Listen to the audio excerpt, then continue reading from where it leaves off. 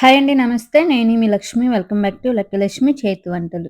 ఈ రోజు రెసిపీ వచ్చేసి అందరూ ఇష్టంగా తినే దోసల్ని ఎప్పుడు చేసే రైస్‌తో కాకుండా చాలా చాలా హెల్తీగా, టేస్టీగా జొన్న దోసలు.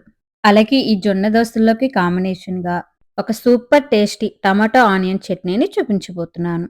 జొన్నలో ఎక్కువ ఫైబర్ ఉండటం వల్ల డయాబెటిస్ ఉన్న వాళ్ళకైనా, అలాగే వెయిట్ లాస్ అవ్వాలనుకునే వాళ్ళకి చాలా మంచిది. మరెందుకు ఆలస్యం, జొన్న దోసలు, అలాగే టమాటా ఆనియన్ చట్నీని చూసేద్దాం రండి.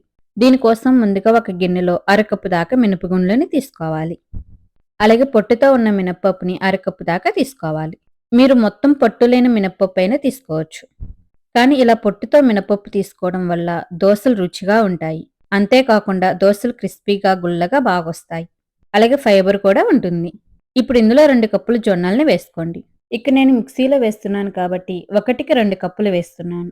అదే మీరు గ్రైండర్‌లో వేసుకున్నట్టయితే 1కి 3 కప్పులు జొన్నల్ని వేసుకోవచ్చు.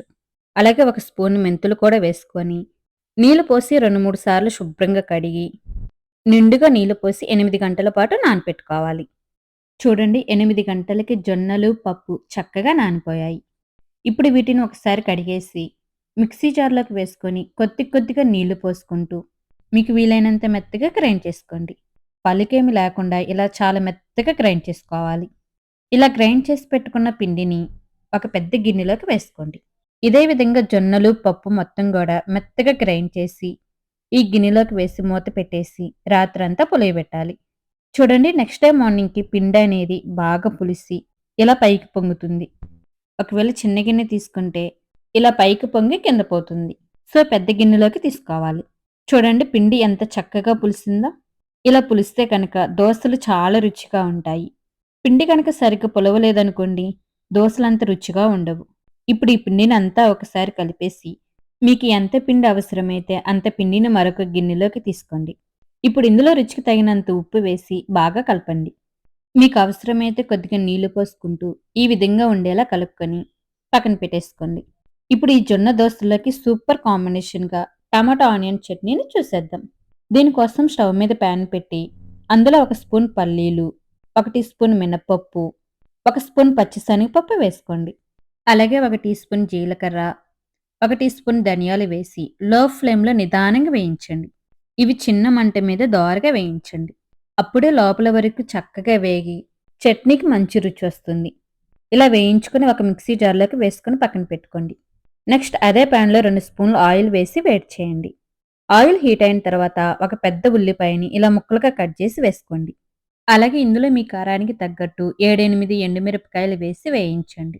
ఒక్కొక్కసారి ఎండుమిరపకాయలు ఘాటుంటాయి, చూసి వేసుకోండి.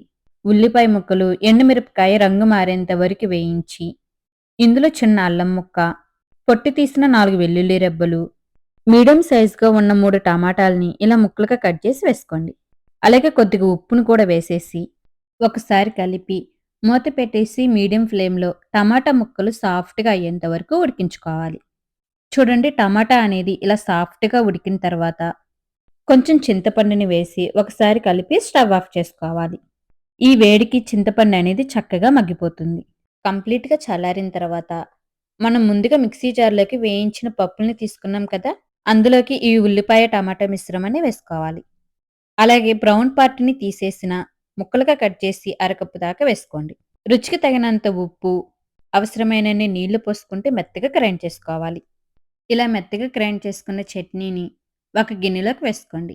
ఇప్పుడు తాలింపు కోసం ఒక స్పూన్ నూనెలో ఎండుమిరపకాయ, ఆవాలు, జీలకర్ర, కచ్చా పచ్చాగా దంచుకున్న 2 వెల్లుల్లి రెబ్బలు, కరివేపాకు వేసి వేయించి ఈ చట్నీలో కలుపుకుంటే ఎంతో రుచికరంగా ఉండే టమాటో ఆనియన్ చట్నీ రెడీ అయిపోతుంది. చాలా చాలా బావుంటుంది. తప్పకుండా ట్రై చేయాల్సిన చట్నీ. ఇప్పుడు దోస వేసుకోవడానికి దోస పాన్ హీట్ అయిన తర్వాత పిండి ఒకసారి కలిపి ఒక గరిటె పిండిని వేసుకొని మీకు క్రిస్పీగా కావాలనుకుంటే పల్చగా స్ప్రెడ్ చేయండి. లేదు కొంచెం మెత్తగా కావాలనుకుంటే కొంచెం మందంగా వేసుకోండి. ఇప్పుడు కొంచెం ఆయిల్ వేసి ఈ విధంగా దోస మొత్తం స్ప్రెడ్ చేయండి. ఇలా చేస్తే ఈవెన్‌గా దోస మొత్తం ఎర్రగా కాలుతుంది. ఇలా కాల్చుకున్న దోసని రెండో వైపు కాల్చాల్సిన అవసరం లేదు.